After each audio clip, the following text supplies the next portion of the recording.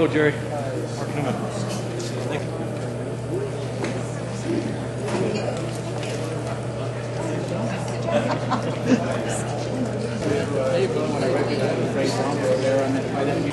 Normally, Scott Schaefer talks, but Scott, what is you don't have a voice tonight or back cold? He took too much medication, so we don't know what he'll say. This is the problem, basically. We are glad to have you here. I didn't know I was going to be speaking, so the issue tonight is, shall North Highline be annexed into Burien? It's called Proposition 1.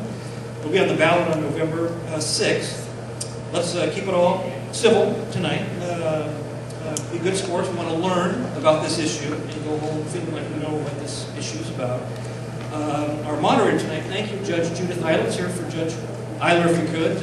She did a terrific job last year moderating the forums and the mornings. Judge Eiler has quite a life of experience. Judge Eiler graduated from Western Washington University with a BA in Communications and a BA in Education. She earned her law degree from SU and served 18 years as a King County District Court judge. In 1999, Governor Gary Locke appointed Judge Eiler as a Judicial Commissioner on the Washington State Safety Commission, where she served for 12 years, and she is very active in mediation. Scott would have said meditation, given the medication he's on right now. And she and her husband spend their free time enjoying their 4 grandchildren. Very good. Basically, we're going to have opening statements, 2 minutes on each side. Each side will have 1 minute to kind of rebut the opening statement. Then we're going to go to an interesting thing we call jab your finger in the air. And this is where you get to stand up, raise your hand, we'll call on you, express your opinion, let people know what you think about Proposition 1. Whether you like it, don't like it. You'll have 2 minutes to get it out of your system. Teresa will have a little 10-second. Can you hold up that 10-second card? Very good. Then we're going to go to questions. You can use this mic or that mic. We have to share. Please limit your questions to a question, to about 30 seconds. They'll have 90 seconds each side to answer. Judge Eiler will introduce our panelists in just a second. And any questions so far? Am I covering everything I hope? We're in the restroom. There we go. It's a darkened hallway, so watch your step. But I assume the lights work inside once you get there. And I think we're just about ready to go. Scott, would you like to flip the coin? Certainly. Let me tell you about this coin. We're going to flip the coin to see who would like to call it.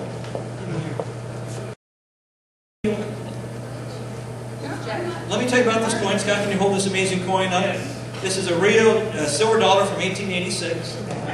It was minted in Philadelphia, and when it was minted, none of us were alive.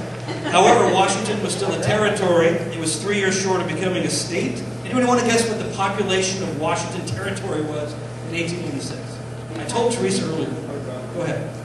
58,000. More. I'm Bob Barker. Hi. Go. One more guess. About 300,000 people. Real quickly, no one's going to get this. Who was the territorial governor of Washington when that coin was struck? Close. Anyone want to guess? A guy named Watson Carvasso Squire. And he became one of the first U.S. senators from the state, Senator Squire. True story. And the president, one last trivia question before we move on. Grover Cleveland. Okay, there will be no quiz. Who's going to call this? Who's going to call it? Judge Eiler, do you want to call it in the air? Heads or tails? All right. And then, actually, that doesn't... Actually, say it one more time. Heads for pro, tails for con. Very good. With that, I'm going to hand you the mic. All right, so we're going to have, if it's heads, the pros go first. If it's tails, the cons go first in their opening statements. All right. Consider me a substitute NFL referee. That is tails. So our no proposition. People will go first with their openings. I get to talk to you for just a moment and introduce the people that are going to be part of our panel this evening. But I'm going to ask that you sit down in the back, or if you really don't want to sit, you could go and hold up a wall someplace. I'll get some more chairs. But there's chairs up here in the front, and I know that the bad students all like to sit in the back. So if you're standing and you don't have a chair, come up here, grab one from the front, drag it to the back, sit in the back. I was a teacher before I was in law, so I know what you're doing back there. Now, because I also am a modern person, I know that you have devices. You have things that buzz, burble, play at the opening bars of the William Tell Overture. They do things. Please turn them off. Off. Turn them down to nothing. Come on now, I know you have them. Start diving for those pockets. Come on, let's get them off. I have been known to come and take them away from people. The guy that sat to me next to me in church last Sunday, when his went off, I put my hand out like this and I said, "Give it here." And he shrugged his shoulders, turned it off, and handed it to me.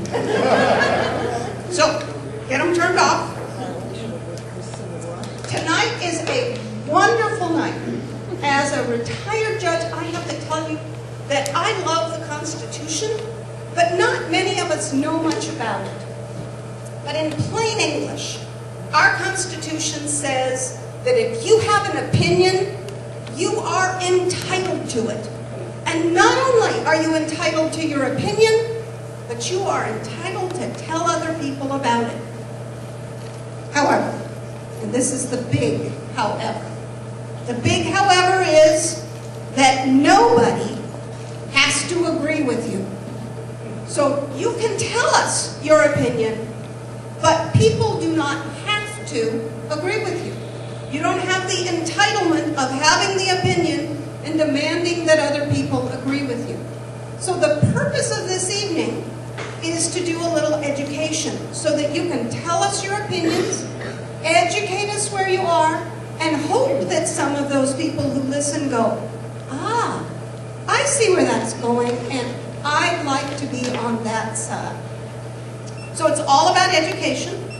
I used to tell people that I believe that everybody can be good for short periods of time. Not all of us can be good all of the time.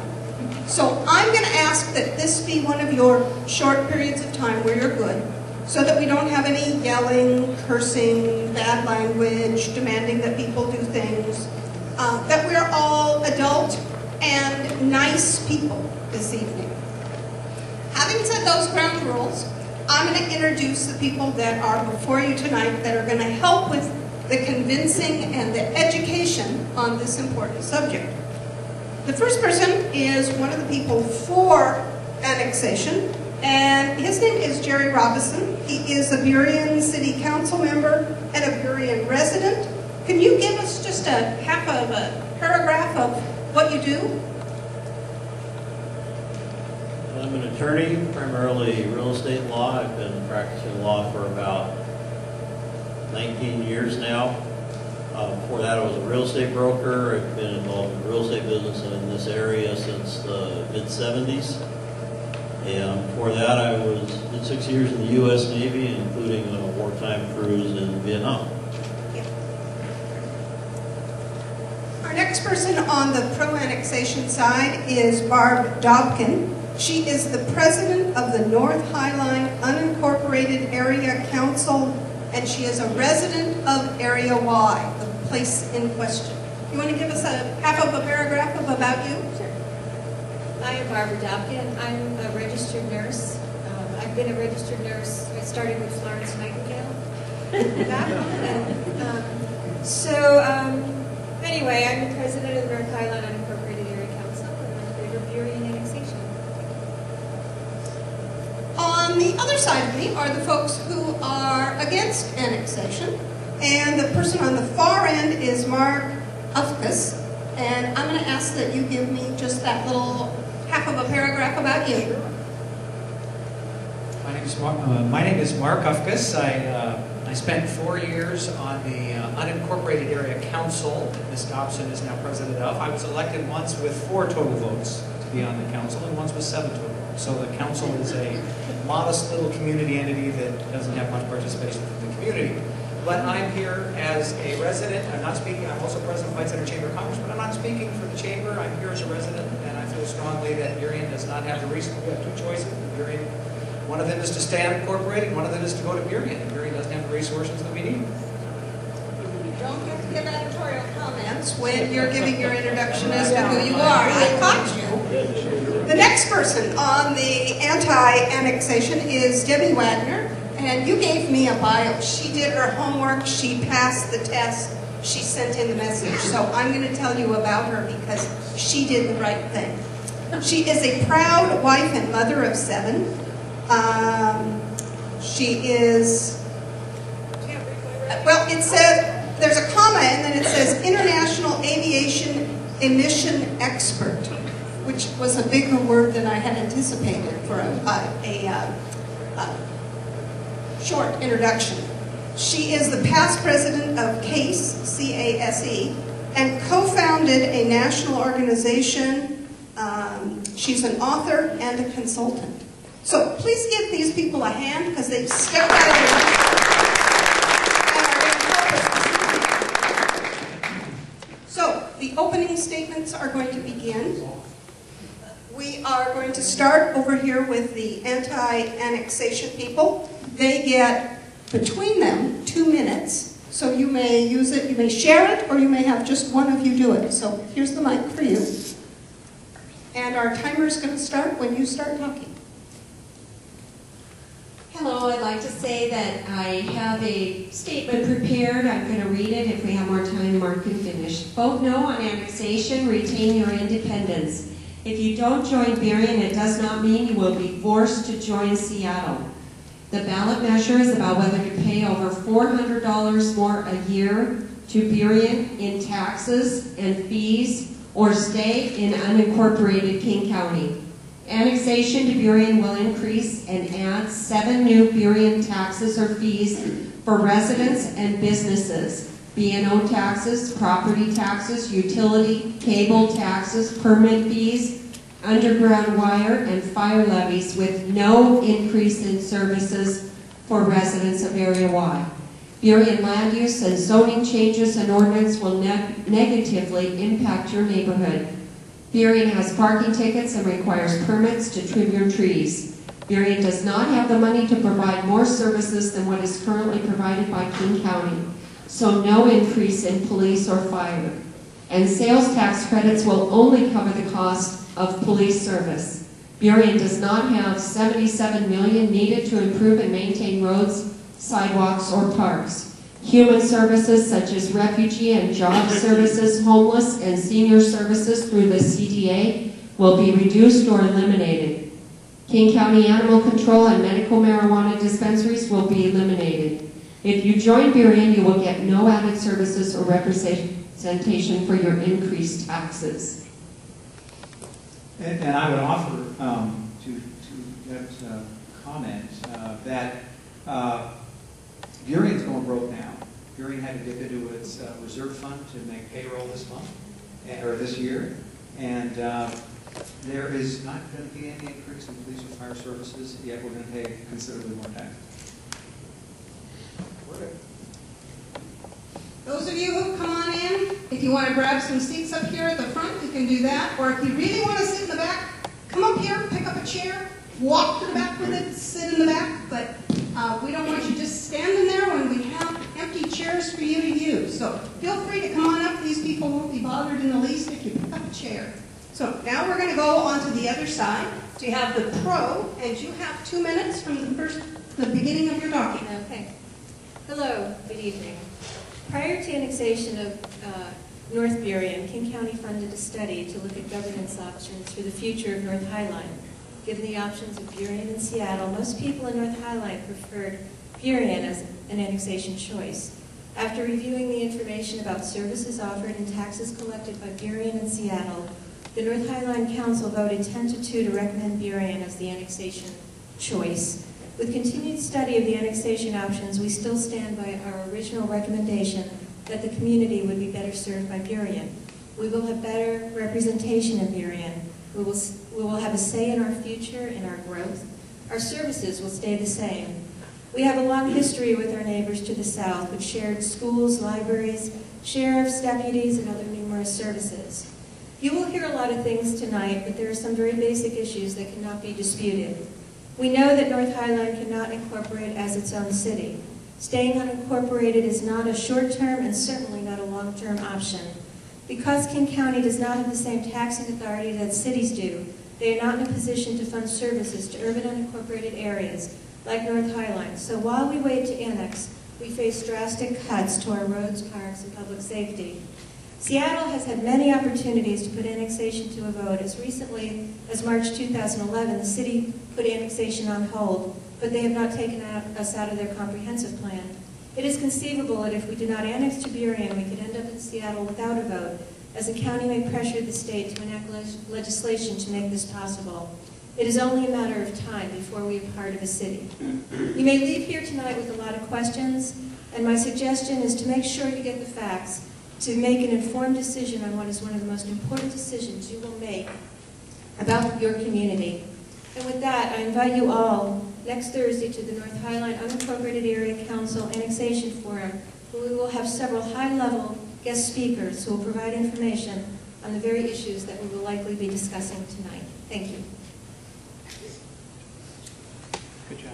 Each side gets to give a 1-minute rebuttal, and while they're kind of taking a little breath and thinking about what they're going to say, I'm going to read you the explanatory statement that is from King County that describes what will be on the ballot. So while you're thinking of what you're going to say in 1 minute to kind of give a rebuttal, here is what that statement says. This proposition seeks voter approval of the annexation into the city of Burien of an area commonly known as the North Highline Area Y annexation area, excuse me. The area consists of approximately 2,045 acres and 17,392 residents. The area is generally described as lying north of the corporate boundaries of the city of Burien, south and east of the corporate boundaries of the city of Seattle, and west of State Route 99, adjacent to the city of Tukwila and the city of Tukwila corporate boundaries. The area is legally described in the City of Burien Resolution number 330. This proposition will be deemed approved if a majority of the votes cast by voters in the proposed annexation area are in favor of annexation. If annexation is approved, the City Council will determine the effective date of the annexation.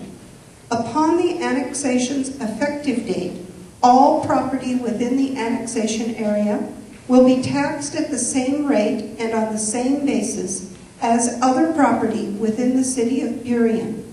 Local public services currently provided by King County will be provided by the city of Burien. Services currently provided by special purpose districts will continue to be provided by those districts. So that's the general idea that will be on your ballot that will come in about 2 weeks.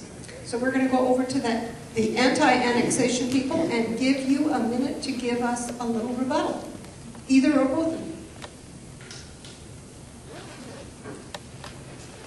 It's a myth that the citizens of Area Y want annexation in the majority.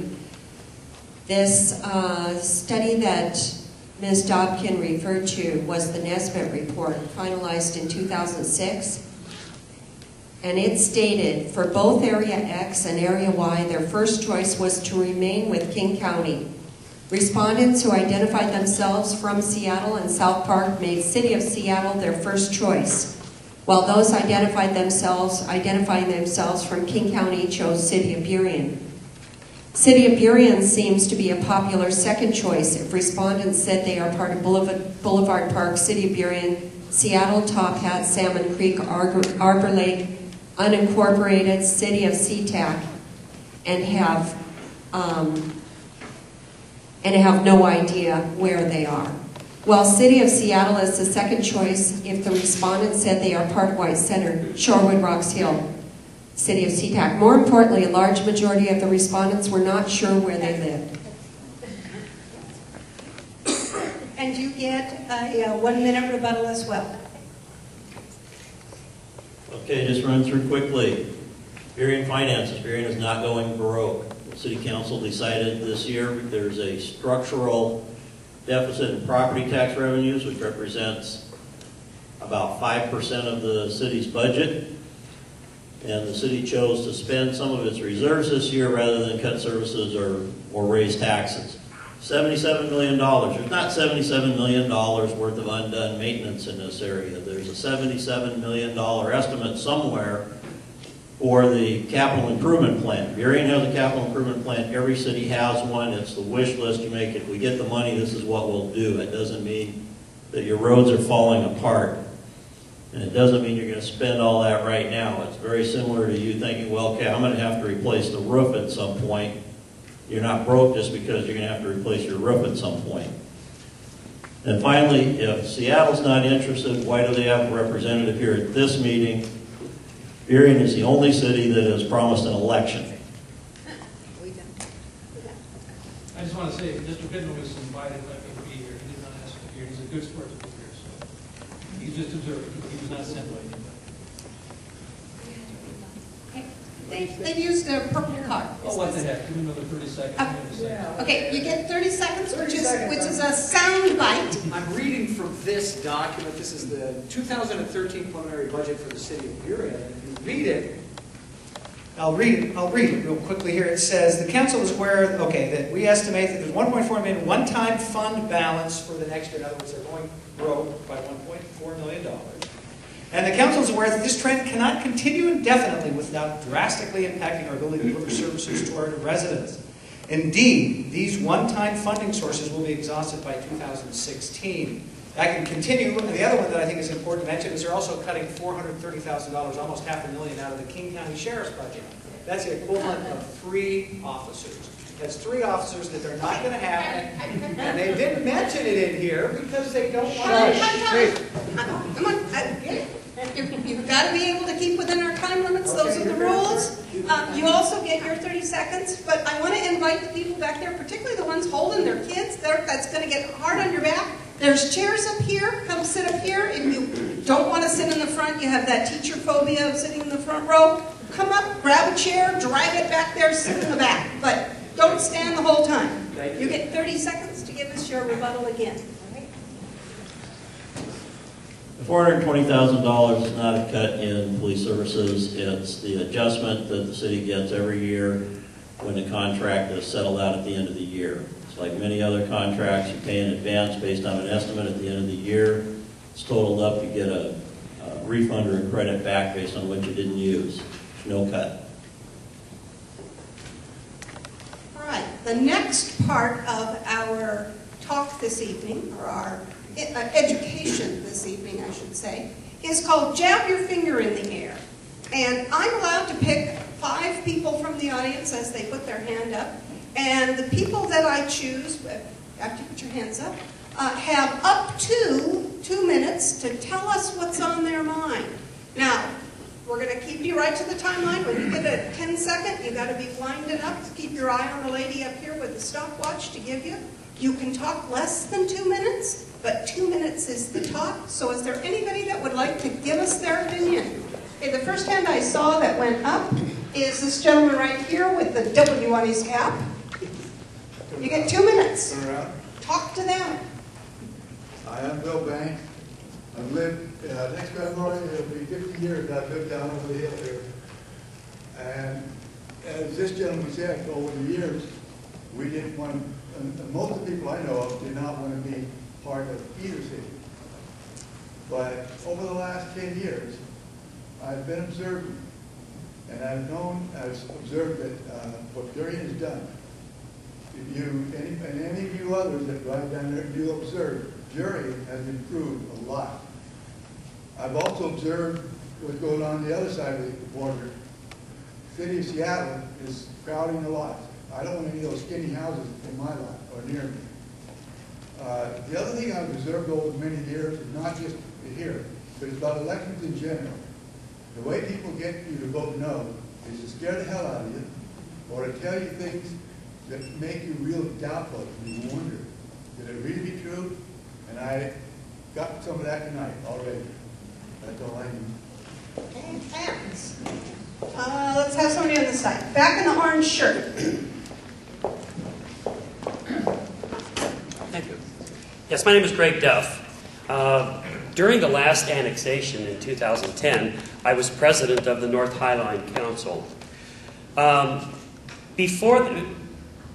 the annexation, I had lots of conversations with the King County executive.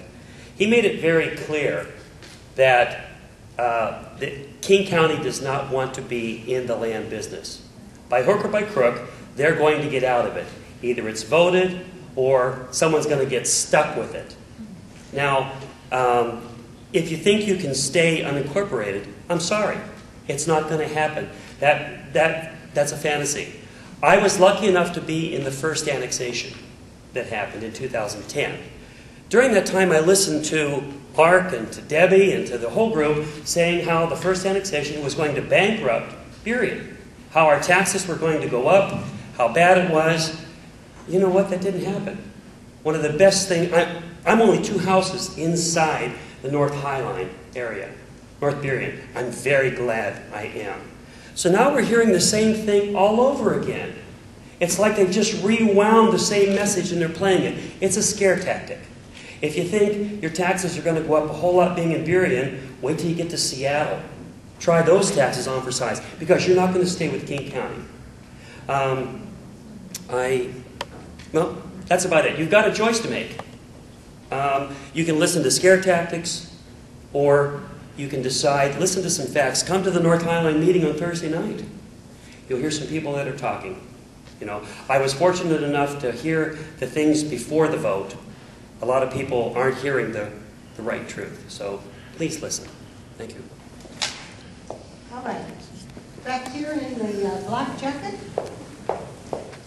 I'm going to make you run tonight. You'll get your mile in before you've left. Hello, my name is Chastity Edgar, and one of the first questions I want to raise is that Mr. This isn't time for a question. This is a time to give your opinion. Mr. Robinson's not here. He's supposed to be here as a citizen. He did not announce that he's only here as a citizen. He is not here as a city council member. Second thing, the Nesbitt report never bothered to interview businesses, and clearly the people who are in White Center, Rocks Hill, and those people who considered themselves over towards Shorewood did not want to annex to Burien. They wanted to annex to Seattle. The Burke report, which Burien frequently refers to, is financially incorrect.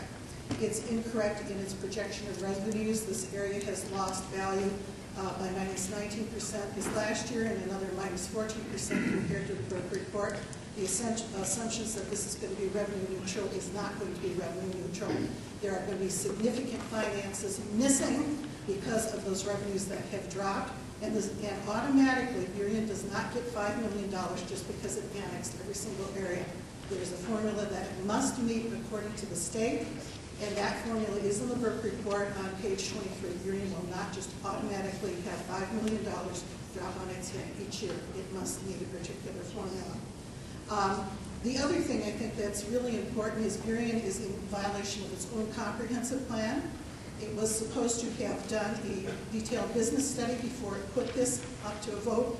And in addition to that, it was supposed to have done a detailed plan with King County for 10 to 20 years out to cover the financial deficit that Burien would experience as a result of this annexation. I have not seen that plan. Lastly, and I think this is the most important thing, is repeatedly I have gone to meetings and the people in this area have been told that by state law they must annex. That is not true. And in addition to that, the CDA has not been contacted about the human services. No one has spoken with them about the human services that will be missing. Ms. Dobkin did go see them and ask them not to take a position on annexation. Okay, you're at time. Thank you. Somebody else, right here in the front. You.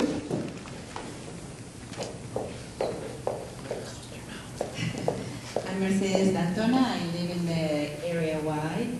I just want to point out a few things, because the way I heard it in the beginning is that no people, no for annexation, were pro-Seattle.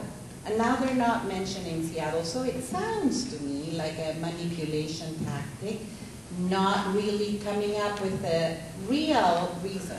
Because the truth seems to be that we are going to be assimilated into some city. We are not self-sufficient as an area. We cannot turn into our own city. The tax base does not exist to be able to be a city, to have the services. So it's kind of being in a dreamland to think like that. The other thing that seems curious to me is that I don't know where these people live, whether they live in Burien or do they live in the unincorporated area or do they live in Seattle. I don't know. I really have no knowledge about that. So yeah, it's good. I'm going to go Thursday to the meeting. You know, I really want to hear from the people in power, you know, the powers that we need, officials, city officials or whatever, to say, you know, I want to hear from them. I want to hear the truth. That's all I have to say. Thanks. Okay, we have one last one. There were some people in the back. Sir, you in the striped shirt. We're going to do another jab your finger in the air in a little bit, so we're going to hear this last one. 2 minutes. Yes, I'm a little bit concerned about animal control. Currently, we found a pet that was loose, and I was told that the animal control here in King County, if I'd be living here in White Center, I could take it to King County, they'd accept the pet, and then they would deal with it. In Burien, if I take it to CARES, it costs me $100 to leave the animal. If there's loose animals running around, they don't come to do animal control. If there's barking, excessively barking dogs, they don't deal with that either. What I'm wondering is how are people in White Center going to feel about losing King County Animal Control? Because I certainly feel that King County Animal Control is a much superior service. And any more time? I know Mr. Duff there was speaking about how he thinks annexation is such a great idea. Well, he did run for city council, and he lost by a significant margin. He ran on a pro-annexation ticket, and most people voted for the person that felt annexation was a bad idea. Thank you. All right, now we're going to move on to what I call the Jeopardy portion of the evening. You guys get to ask some questions. Now, they have to be in the form of a question. A lot of times at these community forums, somebody gets up and they talk with a very big long paragraph, and then we say, so did you have a question? And they go, oh, well, the question's something about what I just said. We want you to think a little harder. So start your sentence with who, what, where, why, when. If you use those, you'll have a sentence that ends with a question mark and is your question. Because we're going to give you 30 seconds to ask the question. Now 30 seconds is actually a pretty long period of time to ask a question, but we want it in the form of a question. It can be directed at either side, and we'll allow them to answer, and then we'll allow the other side to give a rebuttal, but you do have to ask a question. So, those of you with questions, put your hands up. Sir, you have the first question. This is for the councilman on the end, for Burien. Does the city of Burien have rules that you can't park RVs on your property? You know, like a camper, truck, or that kind of stuff? Okay, well, just to be clear, I didn't introduce myself as a city council member because I'm not here as a city council member today, though I have, certain knowledge, of course. Let's answer the question. Well, I just want to be clear. Let's answer the question. Not a city council person, but the Burien zoning code is available online. It's very easy to access. It does not restrict RV parking on your property. What it does restrict is parking other people's RVs on your property for a fee. You can't do that unless you have a business license. But for your own RV, There's no restrictions that are different from what King County has now. Has to be parked on a hard surface, can't be a derelict vehicle, that kind of thing.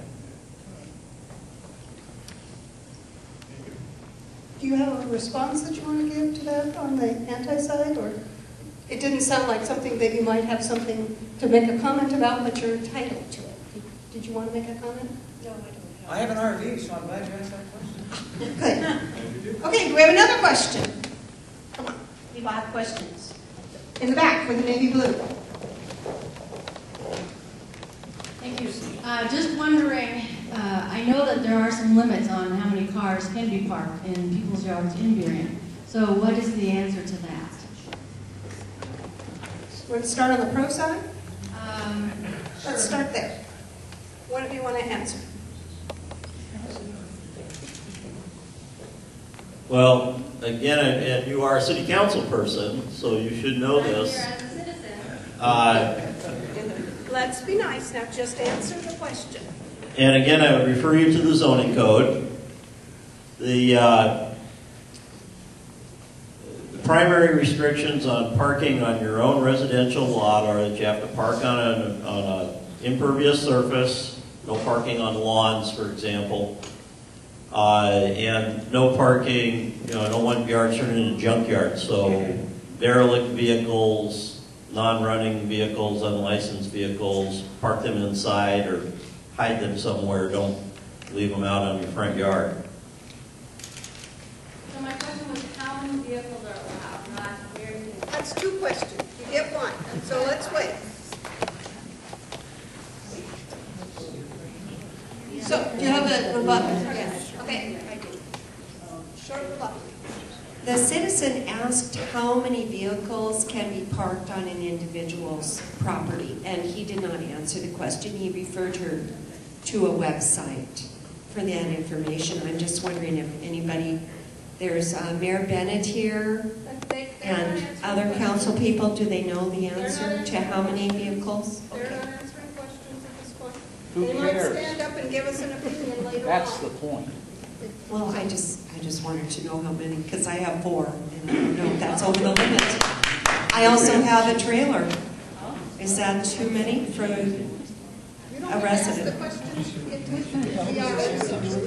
So hang on. Let's get back to annexation. I thought we were here to talk about annexation. Whoa. We ask for questions. We get questions. Sometimes they're not questions you would ask. We'll get to yours. So you get a rebuttal. You've done your purple card, so here you go. I'm not sure if there is a specific number, but it's the same as King County zoning code. You have your purple. Yes. Do you want to give the your point here answer? is that the point is that if we were to remain unincorporated, none of those questions need to be answered. RV's fine. The number of cars in your lot on your property will remain the same. The point here is that remaining unincorporated maintains everything the way it is now. Also, I think somebody could answer this question, is that it costs some money to get a permit to trim your tree in here. Well, that wasn't the question. Would somebody answer that one for me? And Parkington. All right. We got another question. Sir in the green, you have a question. If this annexation is defeated, how soon will Seattle have to annex this area? See if you can answer that question. I'll answer that. I noticed early on, folks were saying fear, that Debbie and I were espousing fear because of real budget concerns that we have about the lack of resources down in Burien. And I've personally had conversations with every single member of the Seattle City Council, and Seattle is not interested in annexing us at any time soon. And anyone that suggests to you that that's going to happen soon or at all is misinforming you. And the reality is we can stay unincorporated for several years.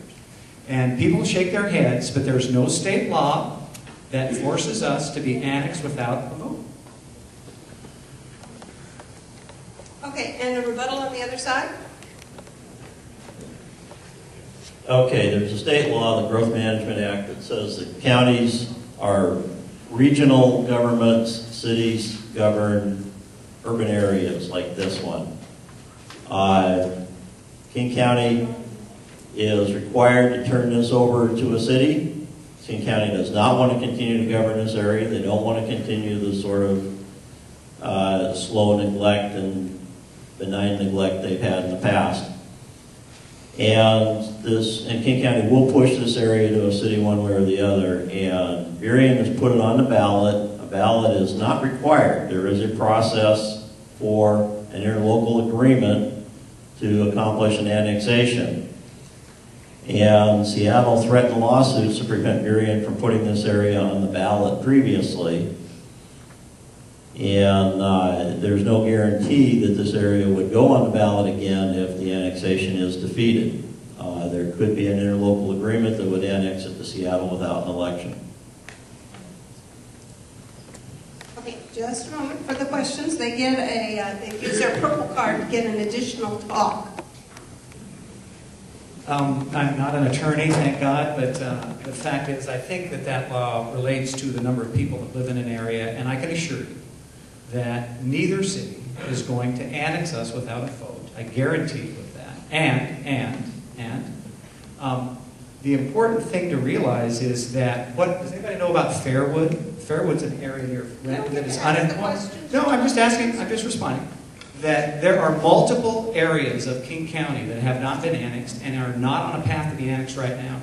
And anyone that suggests to you that this is an essential decision that has to be made now is incorrect. And I would argue that over the last 10 years, I've watched this King County invest in White Center. New sidewalks, new roads, new parks, new libraries, new public housing. King County has invested over $250 million in White Center over the last 10 years to clean us up. And the minute we go to Burien, all of those investments will stop by King County, number one. And number two, the funds we get right now, we just got a $10,000 grant from the city of Seattle to do our website. The city of Seattle, only in Seattle grant, because it's an unincorporated area that's connected to Seattle. The CDA has gotten hundreds of thousands of dollars from the city of Seattle, even though we're not even part of the city, to encourage economic and business development. Those funds will stop. These are very real negative impacts that are going to occur in our neighborhoods, and they are impacts that the pro side doesn't want to discuss because they know doesn't match their view of the world. Okay, we have another question. Sir in the back with the dark shirt. My name is Mike Janicki, and I've lived in the White Center area for 20 years. My question is to Mr. Robinson. I've read in the paper where Mayor McGinn of Seattle has really pushed high-density building, and I know this is an issue on Capitol Hill right now.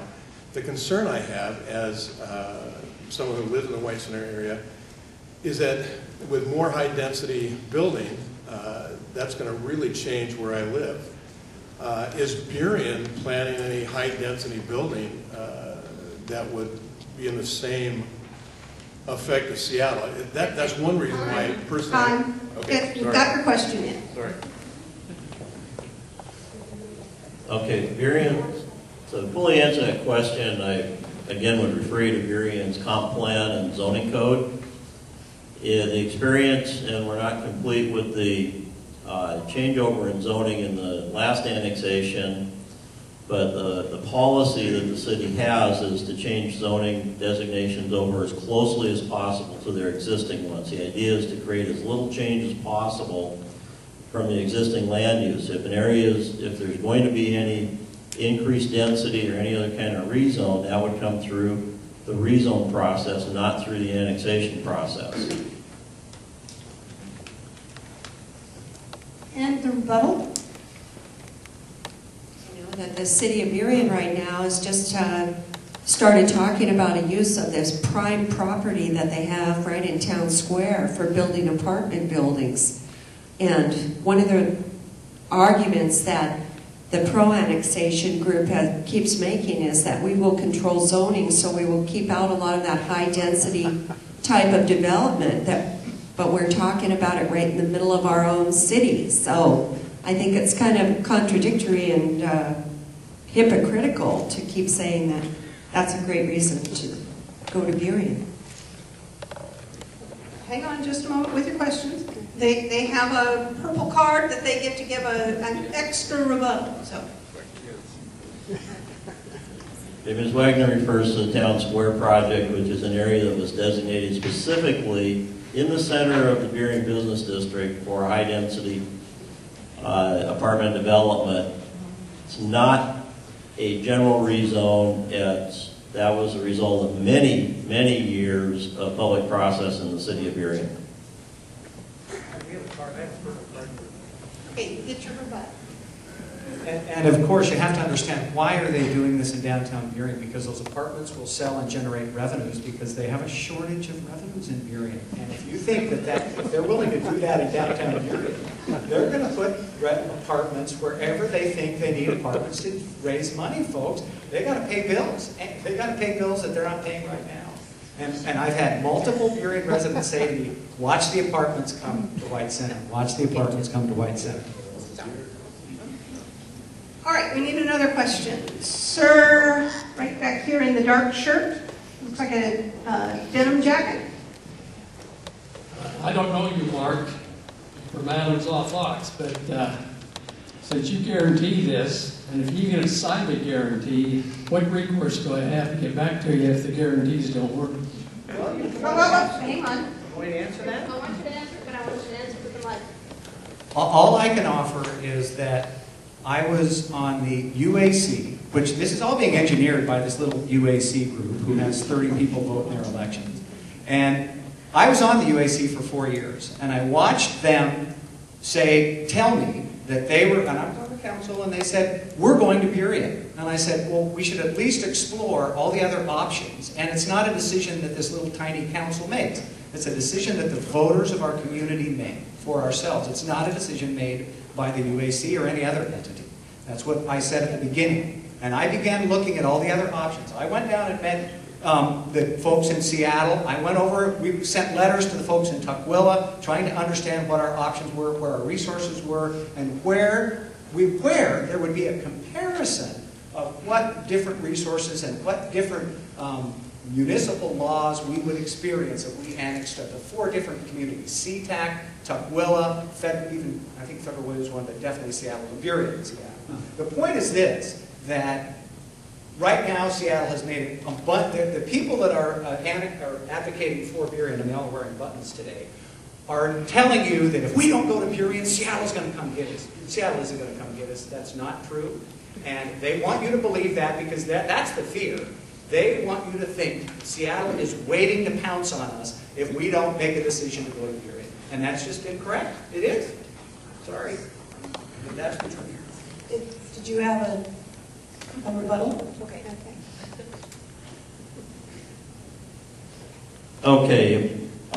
Mr. Rufkus seems to have a little trouble staying on task with questions, but I'll rebut the answer that he gave. I was there when the UAC was formed. That was a result of a community-wide effort that involved actually several hundred people. In the first UAC election, there was about 1,000 people showed up to vote.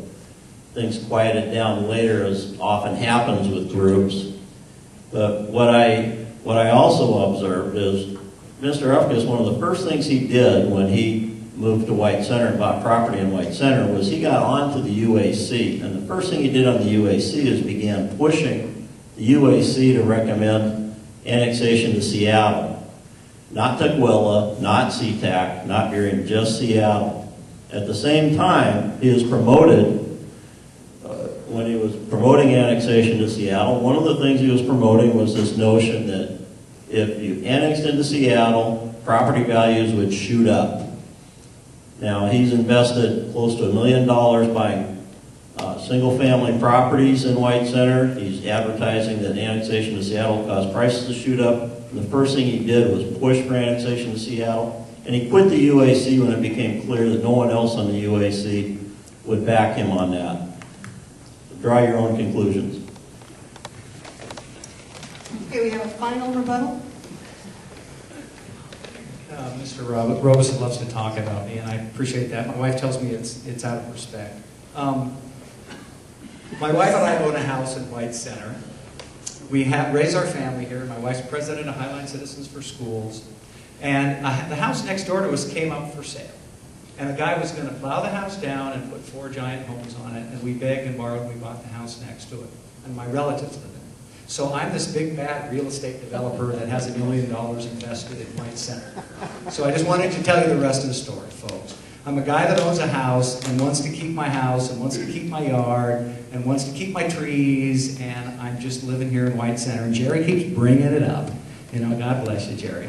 The fact is, I wanted to stay unincorporated when I was on the UAC, and the only reason I started looking into Seattle was because there were 5 of us on the council who didn't want to, who said, why are you all telling us we have to go to Burien? What's this about? And guess who was pushing it? Who was president of the UAC at the time? It was Russ Pritchard, the fire chief. And he wanted to go to Burien because he wanted to be the fire chief of both. Everybody talks about that. He wanted to be the fire chief of both fire stations. He was the one that they gave that our fire commission gave a $52,000 raise in 1 year so that he could retire with the highest fire chief's salary in the state. My point is, you guys, this is, you know, we're all jabbering and telling stories, but I like it the way it is. Seattle's not interested in us. I wish they were. But they're not. I want to stay out of both. Lady in the back in the red. This will be our last question. Then we're going to do one of our little jab your finger in the air and then back to questions. So hold those questions in your mind, ma'am. I'm directing it to the woman in there. You seem to really dislike Burien. I heard your opening comments. Where do you live? I live in Burien. And I've lived in Burien for a very long time, 15 years. I very much like Burien. I would live somewhere else if I didn't. I enjoy my home. I like the small town feel of my area. I like that we have beauty in our neighborhoods. And I feel safe. I do want to say that one of the things that I dislike about Burien is the cost of living in Burien. The taxes are extremely high. Our mill rate is one of the highest in the state. We have utility fees, Comcast fees, and underground wiring fees that are huge. I care about myself, my future, what I can afford as a family.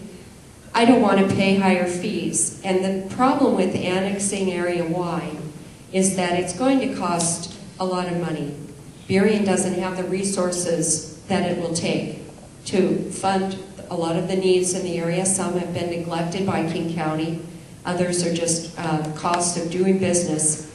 You've heard this side admit that they can't sustain themselves, which means there's not enough money for them to survive status quo. That means Burien is going to have to spend more money on them, and Burien is broke right now. So it's bad for me as a homeowner. I'll pay more. You'll pay more too. You automatically get one. You don't have to wave your card at me until the second time around. Okay, again, Burien is not broke. Take a look. The budget is on the website. You can take a look at it. But Ms. Wagner represents the bulk of the opposition, and a lot of the noisiest opposition that you hear today. I see a number of people in the audience that are the same half dozen or so people that have shown up at city council meetings for years opposing annexation, who are people who are afraid that somehow annexing this area is going to pollute Burien and somehow ruin it. I'm here to say that I talk to lots of people in Burien. The vast majority of the people I talk to welcome an annexation. There are legitimate concerns about finances, but those have been covered. And they are, that's a smokescreen that's thrown up. If you want to talk finances, take a look at the headlines over the last few years and the city of Seattle's inability to pay its own way, and property taxes. The only reason Seattle has lower property taxes is because their school levy is half of what the Highline School District levy is. And that's before they pay for the tunnel and some of these other big projects. Okay, you get your purple card, rebuttal. Here, I'll just read from the budget. Burien, we reduced our staff by 4 positions in 2012, saving us over $1 million, and that's just to balance the budget. It's interesting that you don't call that $430,000 reduction, what you call it, for the King County Sheriff's Department. Your city manager calls it a cut. He says right here, cuts, half of which is $430,000 that came from the police. So your city manager calls it a cut. You want me to keep going here? And look, you know, the point is that there are significant financial challenges in Burien, and we predict that there's going to be multiple tax increases over the next 2 years. And we know that the minimum increase in tax for annexation is going to be over $200 now, and we anticipate we'll see another $200 per year after that. But again, it comes down to the issue of being in King County. Right now we have 1.8 million residents in King County that don't pay our bills. And they have helped pay our bills in White Center for years.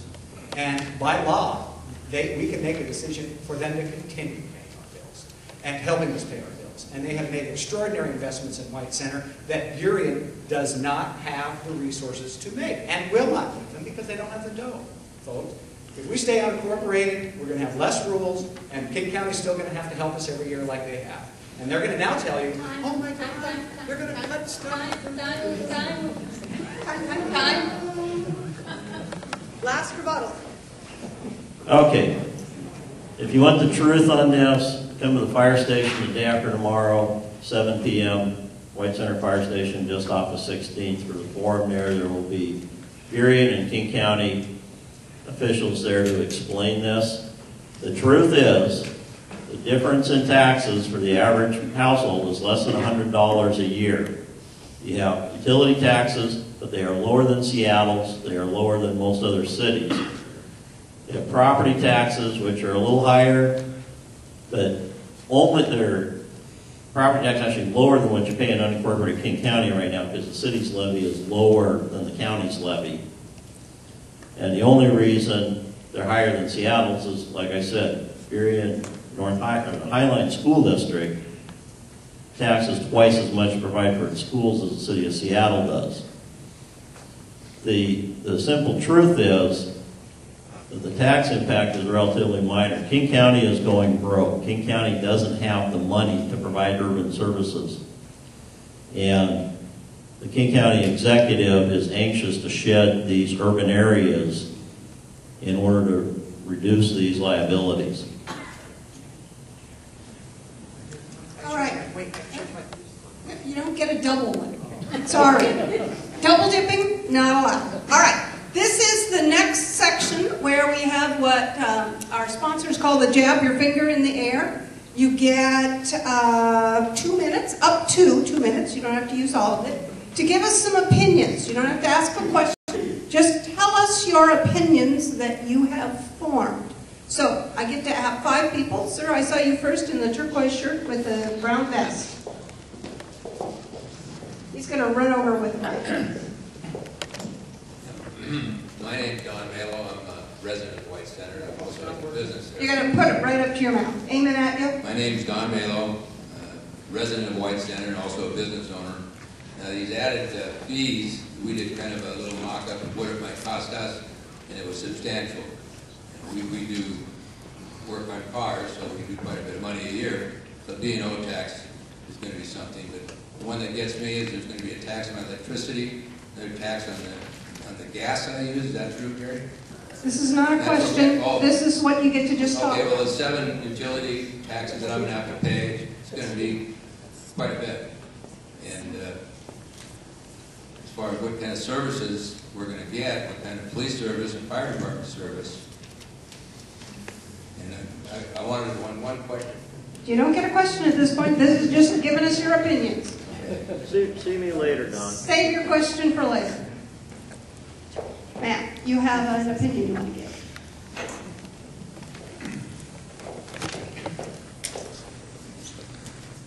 Hi, I'm Rebecca Wells, and I live on 18 Debtor Southwest in Area Y, and I've lived there for about 14 years.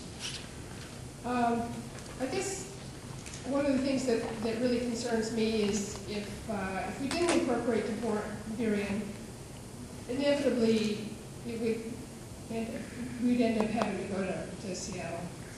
And I don't think it's fair for us in our small residential areas to be saddled with the additional expenses of paying for another stadium downtown, the seawall and the viaduct repair, and all these huge expenses that the city of Seattle is struggling with, and the higher utility rates.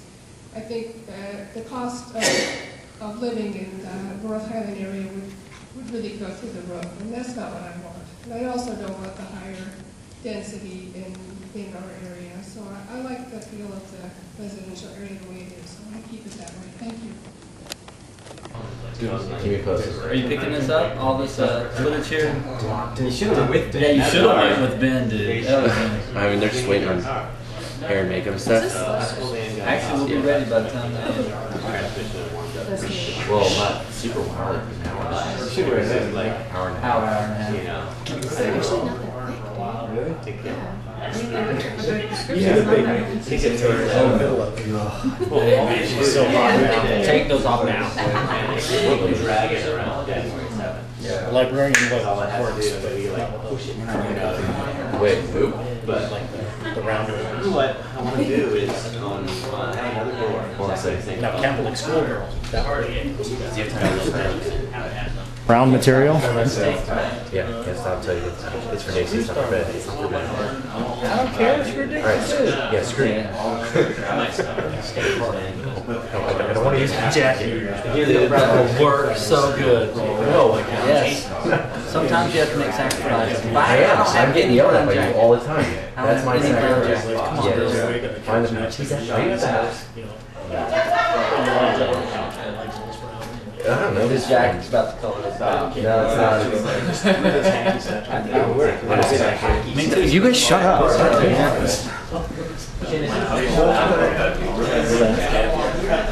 Hey, Kathy. Does this have numbers? We cut this back part out of his jacket. We make a pouch out of it. Regular size house? It's a brick. It's a white brick house. It's a what? One house. One-story brick house. Do you have anything brown? Yeah. You were not using my jacket. Yeah, we need to look at the back of that. That's perfect. It's got this there. You wouldn't want that. Right there. Alright. So you haven't found it yet? Oh my god. What happened to that last... Dude, seriously, one story? I bet she just thinks it's one story. Yeah.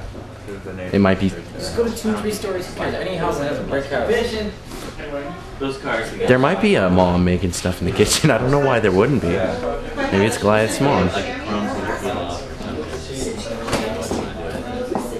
Just go, well, if there's a mom in the kitchen, that means she's awake, so go ask her.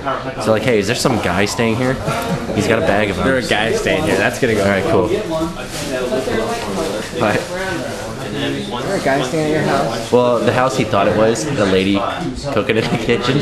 So go ask her first. So what did I just say? I just told him to go ask. 7:40. Eat some breakfast from me. Eat some eggs, some love. Some eggs and yeah. That's how I roll. Sex and eggs. No. Take off the jacket. No. I'll go to Value Village and go buy one. Durga Durga?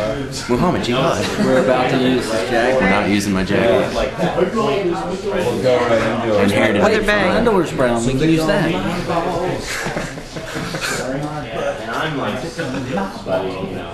You're not using it. It's too thick. Leave and she can sew it back on for you. Yeah, that would look really nice. That style. She could take it apart. I bet you could. We could do that. Or I could go to the fabric store and just say like, hey, I need this much brown fabric, and they're like, actually, it needs to be that shimmy type stuff. We can rough that up. No, that's a shimmy spot on my back.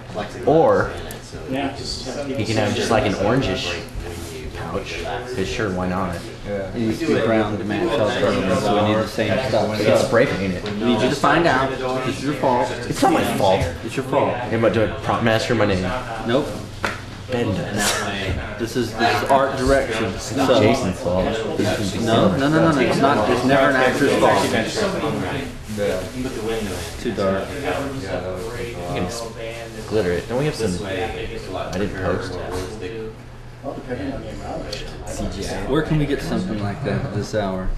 But we don't have the right Fabric store's not a color. place. Fabric store's not a place. They're not open yet, I don't think. What is the problem? He can't find the place? He can't find Well, Jason? you heard the directions Shin gave me. It's a house. Well, why It's doesn't got Shin go? street. Is She's Shin got to do done- makeup. Is she done doing makeup? No, we still have Eric's arm. Why can't we call Lindsay? Huh? Last time she saw him was at his concert when he was talking to Zach or something like that. She got really mad. And she got really wasted and was puking her back. Yeah, but she knows the house. I don't care about It's the not his personal house, life. though. I know, but she's been there. She knows the house. Let me go over and Part of talk it to is- Lindsay. I'll handle it. All right, I'll you handle do it that. from there. All right. No, Don't you mean wardrobe or something? I ain't in wardrobe, dude. That's not your shirt. I'm not actually That's saying it. anything to the car. Rex.